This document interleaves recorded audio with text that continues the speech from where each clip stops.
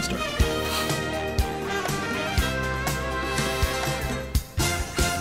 Hello everyone and welcome to Teamfight and Tactics. I'm of course ImpetuousPanda, part of the Rising Legends broadcast team, and I'm joined always by just very unique and very special personalities in our competitive scene. This time around it's going to be Gunmay, someone that I think longtime fans are very, very aware of who he is because you've been around for so long, Gunmay. How are you feeling and how have you been with TFT recently?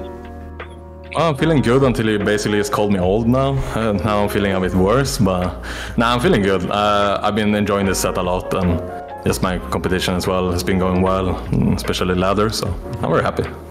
So quick intro for fans that maybe aren't fully aware of who you are. You're Spanish and Swedish, same as me. You're a 6'4" gaming machine. You've been around since the very beginning of TFT, I think.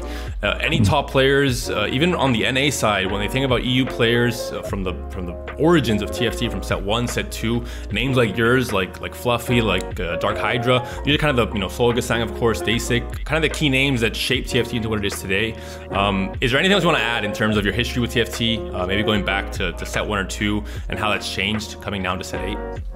Oh god, well, it's been a long time now. Like, it's been 3 some years, right? Like, we've been going at it for a while. I mean, I started in set 2. I think it was around like December 2019, I guess it was by now. So I started playing the game then. I think I got like maybe 2 weeks into it, like just around New Year's, I got to Challenger. And started like playing on EU. Then I swapped to NA and started playing on NA. So that's why I'm kind of known on both servers for that. So and well, we're still at it 3 years later. So. And from the very beginning, you seem to have a competitive outlook with TFT, but going back into other video games before TFT, is this something unique? Is this something you developed with TFT, or have you been trying to compete and trying to play at a very high level in other games in the past as well? I mean, I've always been a very competitive person. So like when I was younger, I did a lot of sports, and then as I got more like into my teenage years, I got more into gaming. I always played like the very popular games like League of Legends. I played, even though I was awful at League of Legends, I think I got that diamond at most. I think that was the best I got at it. But then I enjoyed like some competitive games like Hearthstone, for example. I enjoyed that in the beginning and got to like Legend and stuff like that. And but I think the one I played the most was probably World of Warcraft. Did a lot of both in PvE and PvP, like game like hardcore raiding and also PvP. Arena and stuff, so probably that is probably the one game that I play the most, but I've always enjoyed like different games like CSGO and stuff like that as well. And outside of TFT, what can you share with us in terms of what you do? Is TFT your full-time thing? Are you trying to balance playing at a high level with content creation, or working in a real job in the real life situation? Yeah. What's that with you? So for me, like lately I've been working basically 12 hours days. I do not do TFT full time at all. I wish I could have like 12 months just to go at it for one season, but maybe in the future, who knows. But right now I work in sales. It's a very competitive business as well. That's honestly, it has similarities to playing ranked ladder or similar stuff, like as dumb as that sounds, but it's very competitive in the same nature. I think that's why I like it. I made the jump to doing that, like I think it was about a year and a half ago or something. I used to work in construction and stuff like that, like pretty much all my life before that, and just made the jump and been enjoying it since then. But yeah, long hours, a lot of working, and I try to balance it with TFT as best as I can.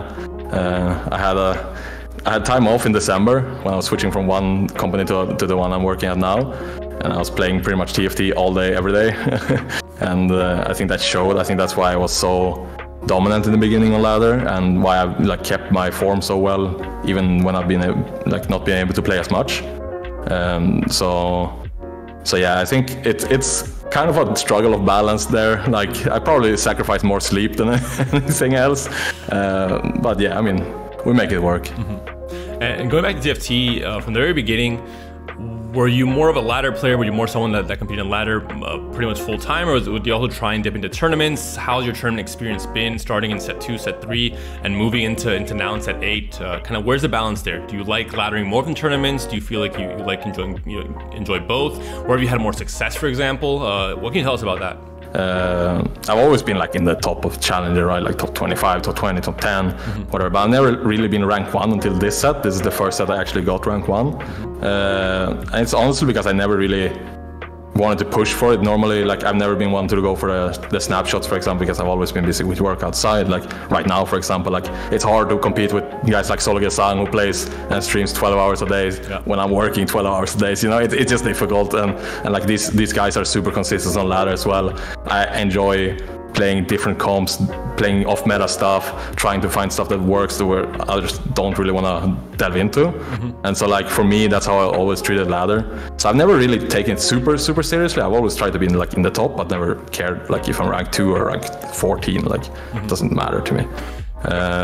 But this set I've been pushing more for ladder. Like I think I'm rank 6 right now, and like I've been like consistently like in the top 10 or like 15 at least this whole set, so I'm pretty happy with it. Yeah, I played a bit of TFT at the very beginning, but more at a casual level. I really came back in set 6 when I started casting. But even from set 2, set 3, I did play a bit at Highlighter as well. I got the Challenger in set 3 with the very degenerate comps back in the day, the Mecha Prime, the Mecha, not Mecha Prime. Oh yeah, trust me, I remember the Mecha Prime. I remember the Mech, yeah. All that weird stuff. But I do remember your name from that time, so I know you've been around and being top of ladder. I know you took a break in set 4 and 5 a tiny bit. Talked about it in the past. What made you come back in set 6? And do you feel what do you feel you were a better player back in set 2, set 3, or do you feel now you really hit your form and you're at your peak? I think right now I'm at my peak. I do believe that. Last set, like I took a break after set 4.5 regionals. I had other stuff that I was focusing on. I was like, I felt like I couldn't compete at the highest level while trying to balance that. And I'm a very competitive person. I hate losing. So like if I had to like basically give it not 100%, I didn't want to do it because I knew I was going to be frustrated. So I took a break for like basically all of set 5 and 6 almost as well, and came back just before set 7. And the reason I came back was because I was told like I was eligible to play for the Spanish TRC, because I live in Sweden, but I am Spanish, like I'm half-half. But I've lived in Sweden for a long time, so I was like, okay, I figured it was depending on where you lived. But I was told I could actually play in the Spanish TRC, and that's more of a competitive region in terms of like more tournaments and more involvement and more top players as well. Because like at this point, people like Fluffy and like recently Hayden came back, like Sonny Liu, go back into it. Like, but at the time it was basically all Swedish players stopped playing, so I had no one to like practice with really.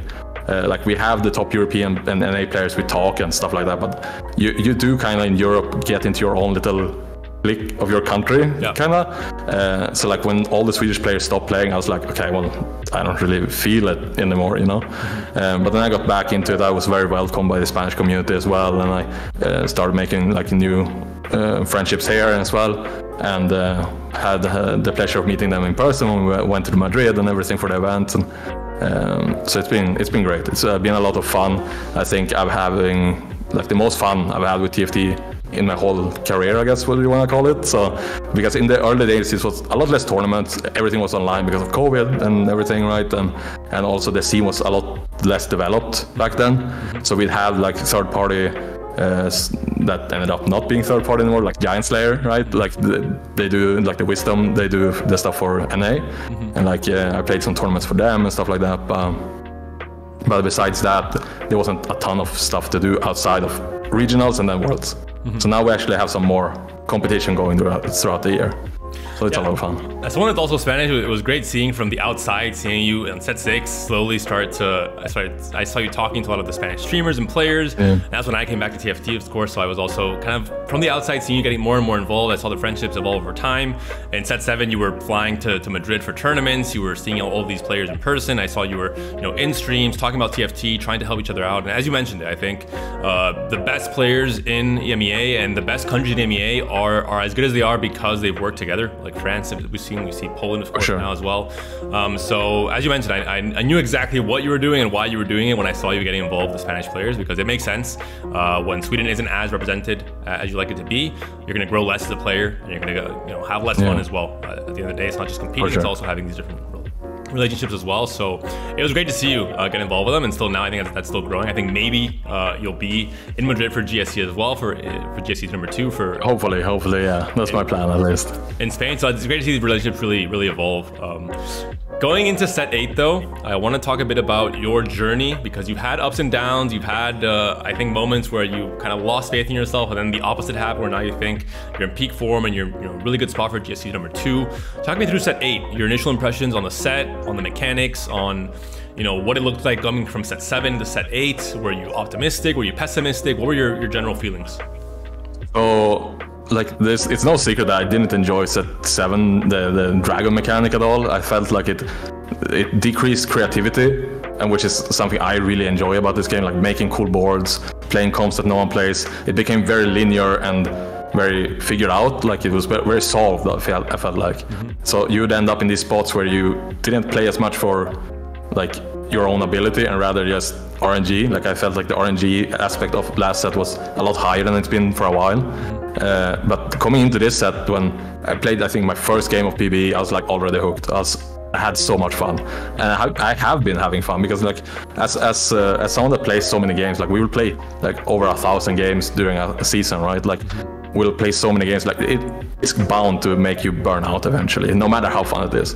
But I'm like 800, 900 games in already for just a half set, and I'm having so much fun, and that's with juggling jobs and everything, right? So it's like to me it's an amazing set. I think the hero augment made my whole opinion on augments in general change, because I really disliked augments. I felt like they were just really difficult to balance properly. The meta would swap or swing the augments as well, and stuff like that. So for me, the hero augment just completely changed my opinion on it, because it made you like, obviously it's still a balance thing that has to be like very carefully tinkered with, right? But it made you so like you could play the same comp, but you had one hero augment different than the other, and you'd end up with slight changes in your boards. It would make so like the boards actually looked a bit more unique. You'd have more outs, you have more options and stuff like that. So it would be like a chain reaction. So for me, that's fantastic. I think that's super fun, and I've been enjoying this set like a ton, this whole set. Talking about balance, you're already mentioning it. I know you're part of a group of players that have, to some extent, a direct line of communication with developers, with Mortdog. There's, a group of players where the developers, obviously, they do a great job balancing the game in general. So, as you're saying with set 8, I think it's, with how ambitious they are, it's impressive how much they're able to really nail and still not limit their creativity and not limit kind of the limits of TFT, really. But there is kind of a communication feed between top players, between competitors like yourself, players that have been around for a long time, that have seen TFT and all its different kind of variations throughout sets and know what works and what doesn't, are able to give this feedback to developers and kind of help shape a tiny bit, of course, the balance and all this. Do you feel they've done a good job this set, for example? What has been kind of the patterns that you've seen throughout these last few patches? Do you think we're going in the right direction when it comes to balance and to having a set that feels good to play? Yeah, I think that it's actually been really good, considering how many variables they've had with adding another layer to augments. I think it's actually been great. Overall, I think the balance was probably one of the biggest issues last set, because these super units, right, like the dragons, they were really hard to get right, and for obvious reasons, like they're these super units that took 2 spaces on your board. You'd have to account for so many things. I think this set they have done a wonderful job. Like you said, we have a direct line to like communicate with Morta. We talk with them every day, basically, and sometimes we just bitch and complain, but sometimes we do give like detailed feedback, and Morta will ask our opinions about stuff, or we'll give it even without him asking. Probably more of that part, but I think now, like at this point, we had this communication line for like 3 years. We know how we talk. We know like how to communicate with each other. Sometimes we'll get in heated discussions, right? Like we will disagree, like that will happen. But I have like infinite respect for Mortdog and like the whole TFT team, because they do a fantastic job. I would not want to be in their spot. I'm very glad I'm just playing and complaining instead. But I try to do less so. But it is it is a really hard thing to do, and I think they've done like a really good job this set. I think it's like even this patch we run right now, it's really good. Talking about your form, I think it's also the patch itself lends to your playstyle as a player and the rules you've had in this set. Even the patch before this one, where it was super AD heavy, we're talking about the patch where, you know, mech set was the big hot thing, and then the patch after that where it was still Samira and Aphelios really being the kings of the kings and queens of the meta, with pretty much 4 players per lobby trying to get to this high cap board and trying to play AD mostly. And AP was just an afterthought. It was maybe Yuumi reroll and little else. Everything seemed like it just was subpar compared to AD. That has changed in this patch, 13.4. We have obviously AP is completely on the rise. There's so many different things you can flex through, and now Spellslingers, thankfully, and Talia are back in the meta and can be played as a vertical trait.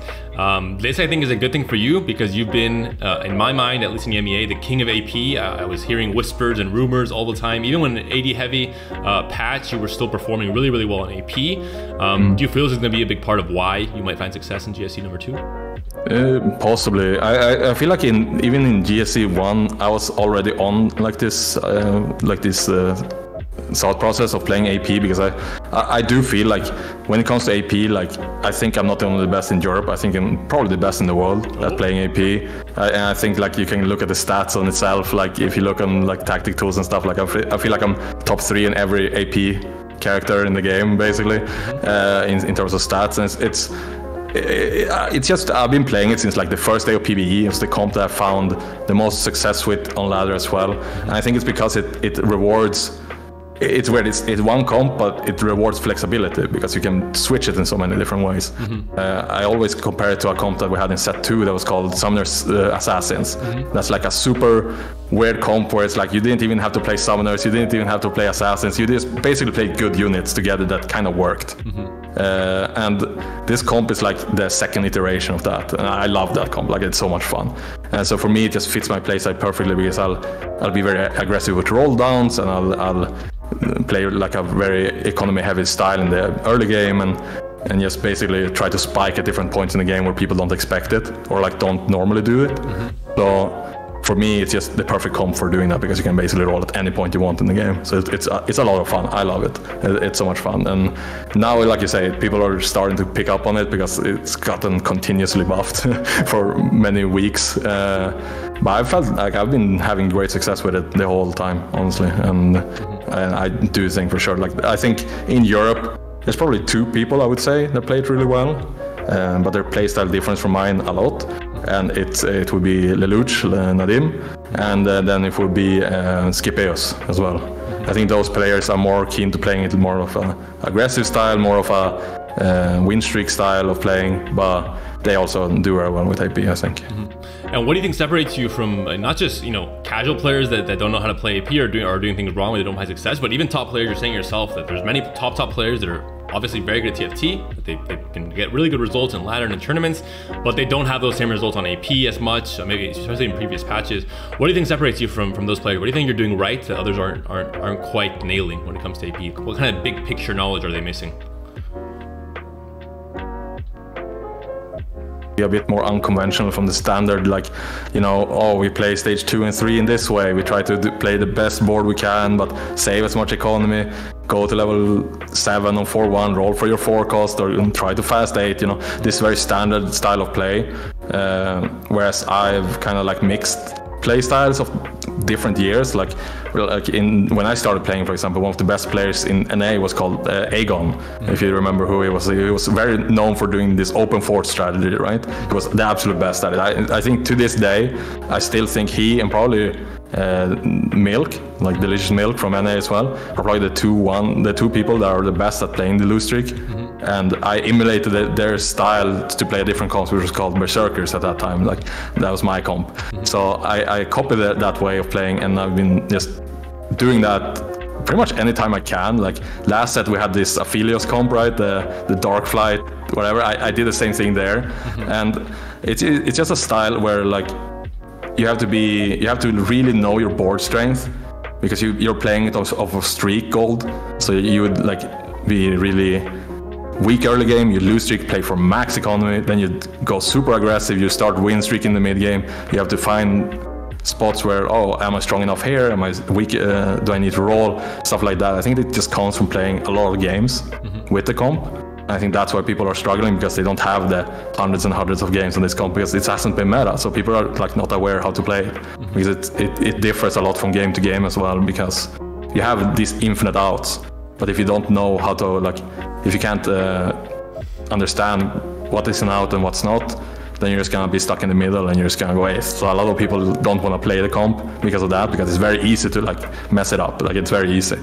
But so I think that's probably that. From my own experience as well, playing AP, I've almost hit challengers, so I've been grinding like crazy on ladder. And playing AP, the early games, especially if you have a good start, it seems very easy, but the late game, there are so many possibilities. I get dizzy literally every single game. I played Spellslingers, I don't know, over 100 games this set for sure, and still I get dizzy. I don't know exactly what the optimal route is, because like you mentioned, there's so many outs, there's so many different ways you can build your board, and every single game tends to be slightly different in terms of what is the correct answer.